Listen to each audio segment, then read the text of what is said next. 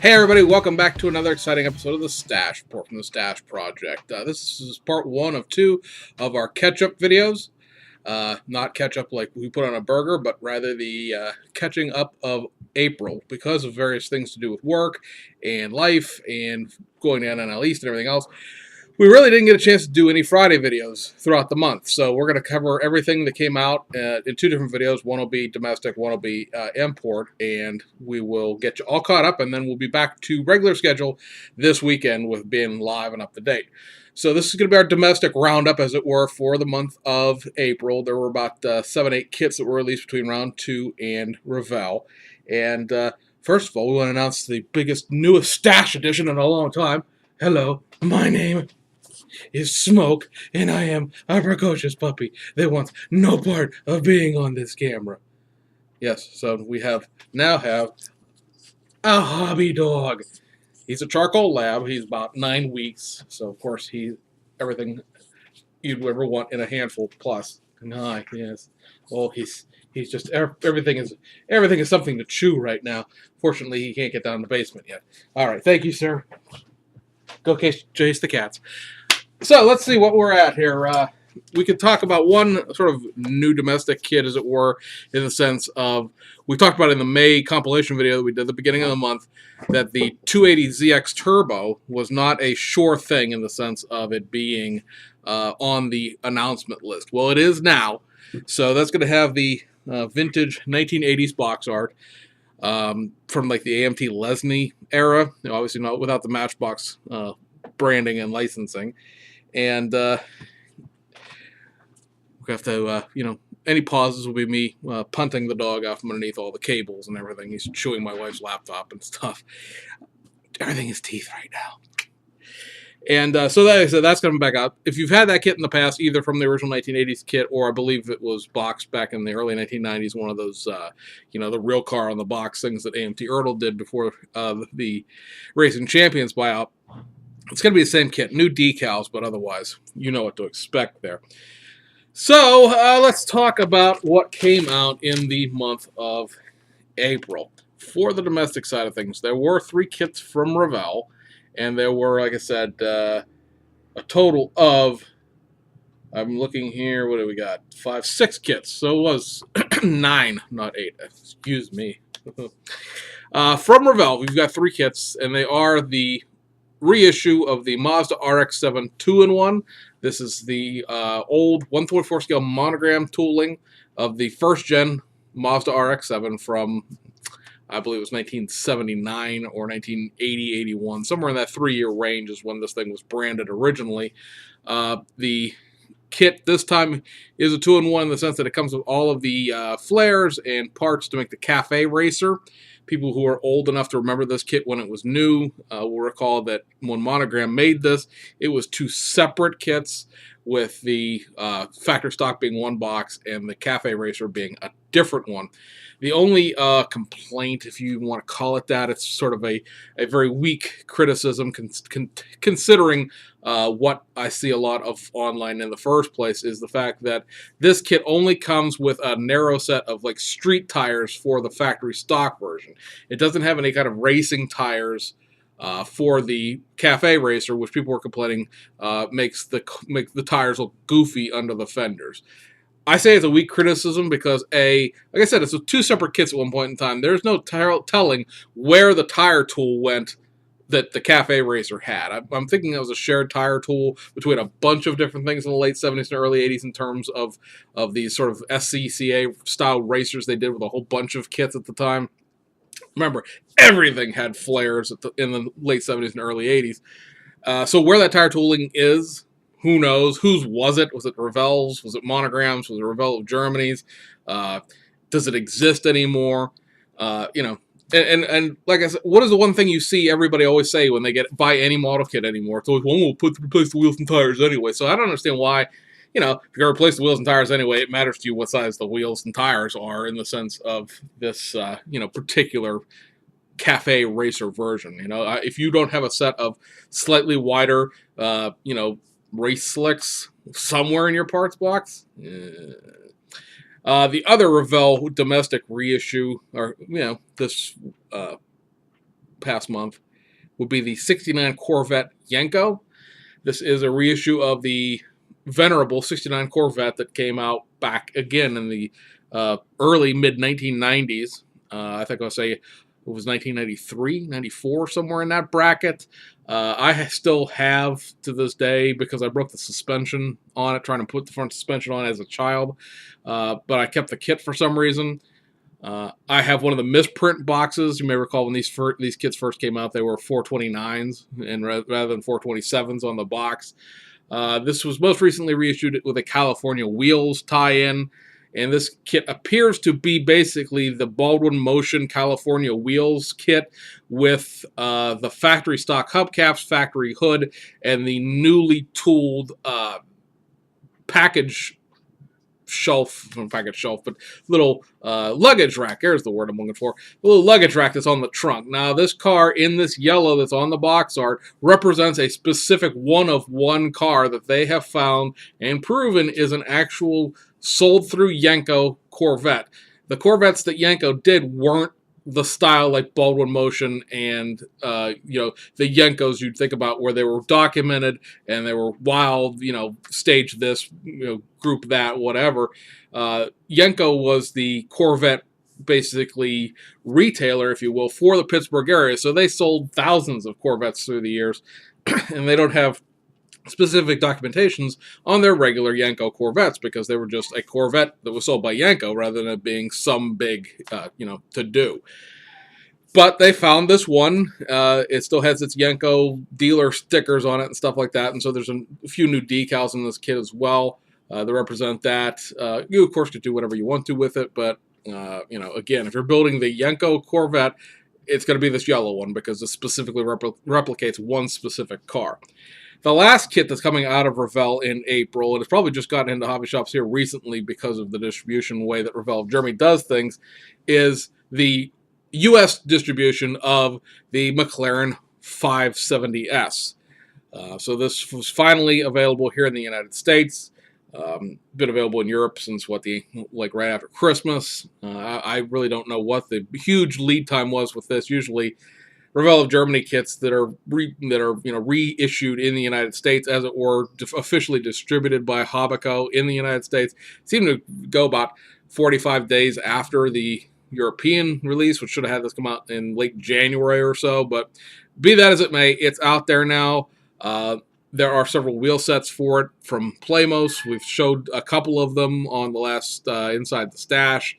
There's still a photo etch set that's coming for it, which we'll talk about when more information is available. There were a few things that needed to go back to the designer from the test photo etch to get a few things perfected. But other than that, if you want to go grab those are here in the United States finally. And so that takes us over to the fine folks at Round 2 for their releases for the month of April. And they are several things, of course, as it usually is. Although this month, in the month of May, you only got the one, the Datsun.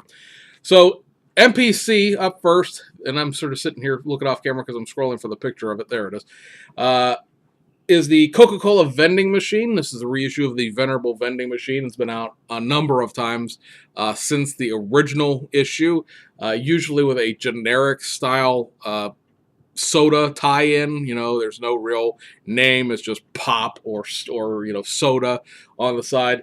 Because they have that Coca-Cola licensing working right now, this is officially licensed by Coca-Cola, so it has the original decals back in the box, as it were. Obviously, they're new decals drawn, but they replicate the original Coca-Cola vending machine logos. They're going to put orange tinted glass in it for the first time to match the original 1/1 as well. You got pad printed tires in this, and the rear suspension is chromed for the first time. So if you're into your show rods and you want to make the Coca-Cola version of it as opposed to the generic version of it, that is now up for your enjoyment. And then from the AMT side of Round 2, you have the Mack R 685 ST. This is the obviously Class 8 tractor. I hear chewing and peek and make sure the dogs are all right. The missing wheels are restored. The original like Bud wheels for this ended up going AWOL. Nobody could find them. I thought they would have been damaged, but the story is now that they just disappeared. So those have been restored, along with putting the square and round tanks in this one. The last time it came around, it only had the round tanks in it. So that's not really a retool. That's just something they found. You've got a whole brand new decal sheet with this as well. Several different liveries as far as trucking companies go. The difference between this and the DM 800 that came out a few months ago is the DM 800 is a sort of a heavy utility truck, as it were. It's more designed to be the front end of like a fire truck or a garbage truck or a pump truck or something like that. If you've ever seen it, it has a much larger, if you compare the two cabs, I guess I should say, the DM800 is designed to have a much larger engine and transmission combo for the heavy duty use, even off-road use that it could have with like high float tires and things like that. So the cab is offset to the left. If you ever see it there, like I said, you compare the two cabs. The cab on the DM800 is offset to allow the engine and transmission to have some place to go. The R685 is a regular road tractor. It's a standard length. That's the other thing about the DM800. It's on a very short wheelbase. So the R685 is on a standard wheelbase. It's on a standard cab in the sense that it's not offset. And, so they're similar, but not quite the same in that sense. They are two different applications in real life as far as what you'd be using for. The R685, in this sense, is a day cab, but it could have been optioned with a sleeper cab to be a road tractor for driving on somewhat not so much over the road, but regional or local runs. Whereas again, the DM800 is a heavy utility, heavy duty vehicle. We designed more to pull log trailers out of the woods and things like that with. So that's back out. Last seen in a AMT boxing during the probably the late 1990s, I'd say. Then you have the reissue of the Silhouettes show car and trailer. This is one of these kits that seems to get a lot of static online in the sense of why does it need to be reissued? There's so many of them floating around. To those people, I'd say, well, Round 2 is concerned about making money, now, not from the sale of things on eBay. They don't get 2 cents off of anything that gets sold on eBay. The only way the Round 2 makes any money off of the Silhouette is if they put it into Hobby Lobby Michaels, Packatans, and your local hobby shop and all of the online vendors so that they can be bought by people again. Now, if the sale's going to be there, I don't know. Could be, could not be. It doesn't, it doesn't faze me. I'm not the one who has to worry about paying for it or not. But that's, a lot of these reissues, when it comes down to it, that's what they're about, is whether or not the kit has been in a store within the last 5 to 8 years so that it has been, buyable by the first line retail customer. Sure, there's tens of thousands of them floating around out there, but again, Round 2 doesn't make any money off them. This version has its parachute pack reintroduced. It's been missing out of the last several reissues. So technically speaking, the last several reissues could not be built as the actual car. This one can be, in the sense of its 3-in-1 drag racing version. It is, like I said, a drag racing version where there's to say it's a stock version of the Silhouette sounds silly, but there's just the Silhouette. There's an even more customized Silhouette, and then there's a drag racing version of the Silhouette. And you've got, big bark from the dog. The dog is doing the cat of concern right now. Pad printed tires and pad printed drag slicks for the various options there. And like you saw with the box art, it's in that silent box art where there's nothing on the box top other than the picture of the car, and then all of the wording will be on the sides. Next up from the fine folks at Round 2 in their April run of fun here is a reissue of the 57 Ford hardtop. This has 30 restored parts and 11 parts that have been retooled. It seems like from the complaining online that the parts that have been retooled and restored are not the ones that people wanted. Really, the real ones, the originals, are not that expensive. They're not. This kit really is another one of those kits that have been reissued so many times. The flashback thing, that's a callback to the original. Maybe not the original, but one of the original releases of this kit in the early days. And, you know, if you want the parts that bad, go buy that one. It's probably only maybe at best $10 more than this reissue is going to cost you, you know, at a hobby shop or anything else like that. But for the rest of it, I couldn't tell you what's missing, what's been restored exactly. I've seen the topic brought up on a few forums, and then my eyes glazed over because I don't care. But you know, if you need another 57 Ford, the option exists. You also get pad printed white walls and drag slicks with this, as well as obviously the new decals that are a throwback to the old boxing.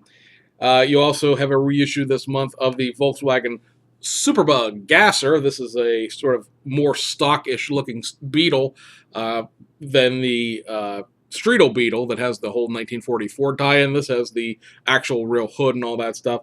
Basically, more or less the same kit. It is a shortened chassis, so it's a shortened car. It's not a full-size Beetle, even though, you know, Beetle is not a very big car to begin with. This is not a full-size one of that. It has Firestone pad-printed blue and red striped tires. It's got tinted windows plus original windows, and it has chrome plating in it as well. Apparently that's something that has not been done in the past. This can be built in a number of different versions, whether you build it as the Gasser version, you could build it as sort of like a Dune Bug version, or you can strip the body off altogether and build it just as like a stripped out Dune Buggy, because basically what's underneath of it is the Meyer Manx chassis. And then last but not least, in the April kit reissues out of round 2 is this one, a little bit of a kind of thing, but you know, why not? This is the 1/20th scale 1994 Camaro Z28 convertible. This, of course, is the old Lindbergh kit. We've talked about it before in the past. The executive decision was made sometime in the late fall of last year that anything that Lindbergh made during the Craft House Toledo era days was going to be done in AMT boxings, because the tooling is on par with the modern AMT kits of that time. So apparently even the 1/20th scale stuff will be done in AMT boxes.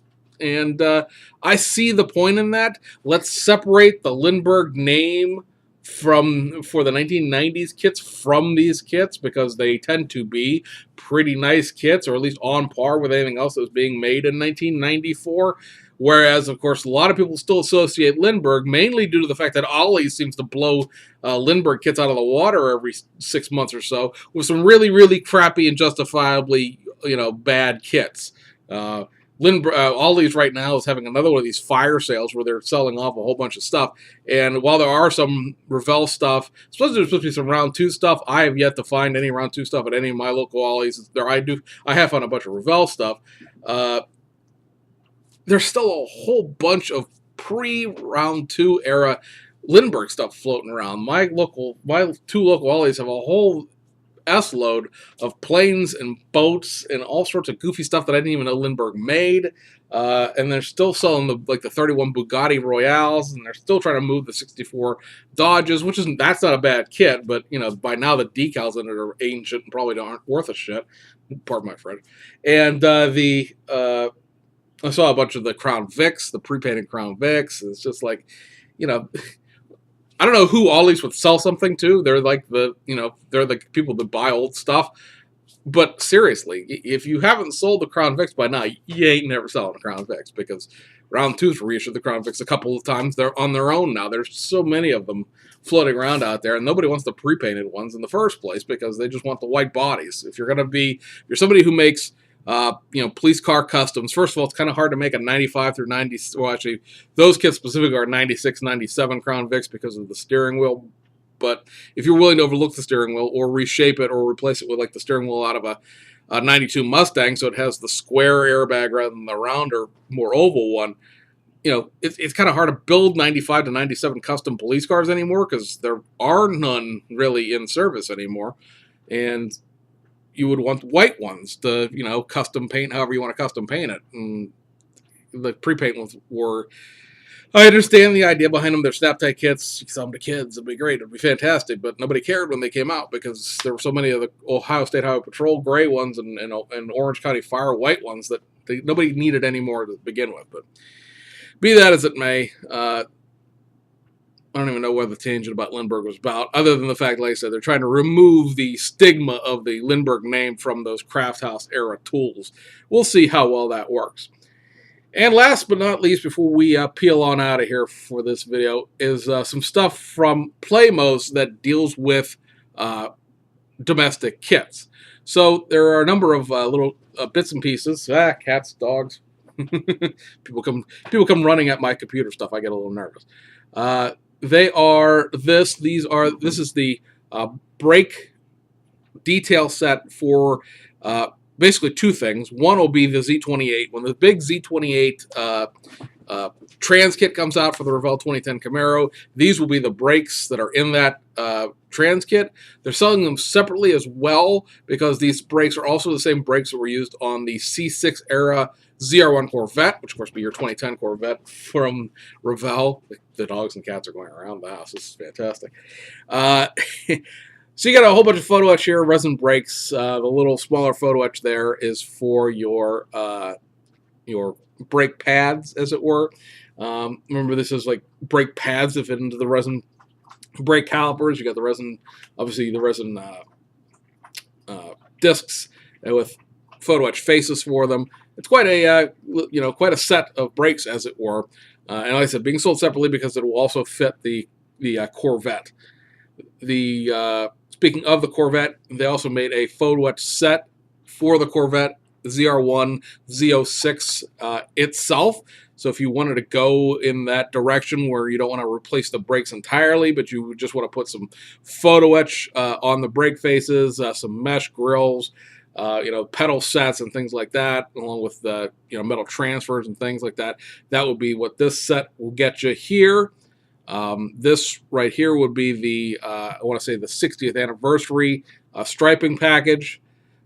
You see, I believe this will actually come with enough sets of decals. I don't have the picture of the decals, but it comes with enough sets of decals that you can make both things. You can make the 60th anniversary ZR1 out of the Revell kit, and then you could also make one out of the convertible, the racing champion, or not racing champions, but the round 2 showroom replicas convertible. So if you wanted to go that direction, you can do that as well. So that's kind of a cool thing that they, like I said, included both sets of decals rather than only just one of them. And then also, while we're talking about this, they've done this. This is the C6 Carbon Edition decal sets. This is sort of a SCCA-ish package that was available through your Corvette deal, through your Chevy dealership. So there's that. These are replacement wheels for the C7 Corvette. Basically, this would be your pre-painted kit or your unpainted pre-painted kit. Basically, the new Stingray Corvette from Revell. These wheels are the Z06 wheels, so this gives you an option to replace the kit wheels with some different wheels. Does not come with tires, but it does. This is a complete wheel set. This right here would be something else that's being sold separately from the Corvette, or the Camaro trans kit rather, and these are the wheels, the Z28 wheels. You also get tires with this as well. So if you wanted to put these on pretty much anything, obviously the backings and things like that are designed to fit Revell kits from the 2010s. You have that option, and they're also selling the seats. The front seats out of the Z28 separately as well. So, if you're looking at, something you need a set of sport bucket seats for, and you're tired of the, same old Recaros and everything else that seems like everybody has, as it were, then this is certainly an option for you. So, Playmos.com will get you anything there. They take PayPal. Shipping is usually pretty quick, usually about a 7 to 10 day turnaround from the time you order it to the time you receive it. It all depends on postal service and this, that, and the other things, but for the most part, it's all there and comes relatively quickly. So, guys, that will catch you all the way up on what came out in April. Chances are, being midway through May, if you're a regular at hobby shop, stuff like that, you've already seen all this stuff. But for people who shop online and things like that, or people who go out after they see us talk about stuff, I suppose maybe that exists, but at any rate, all that stuff is out there and available. And like I said, we're going to do a separate video for the import stuff because there was, as usual, quite a bit more of it than there is of the domestic stuff. And then again, we'll be back on schedule this weekend. So anyway, guys, hope you enjoyed it, and we'll see you guys on the other side.